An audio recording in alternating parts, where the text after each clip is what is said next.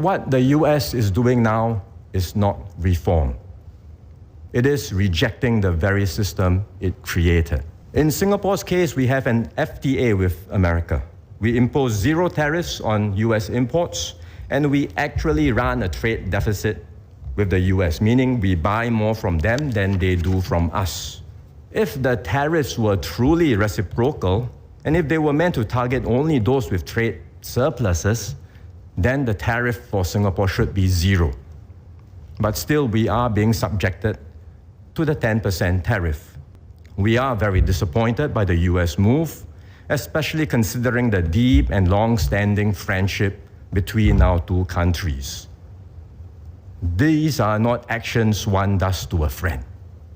If other countries adopt the same approach as the US, the rules-based trading system will unravel.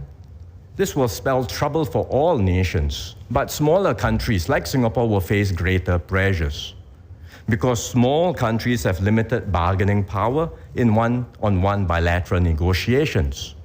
So the major powers will dictate the terms, and we risk being marginalized and sidelined.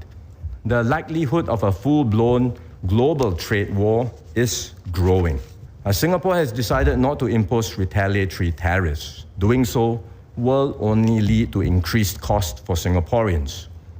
But other countries may not be guided by the same considerations and may have different perceptions and views.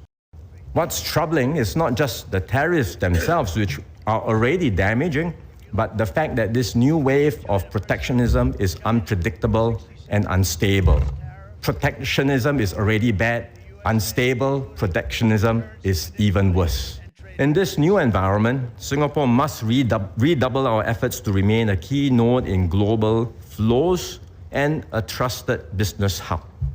We will forge closer links with like-minded partners who share our commitment to open and free trade.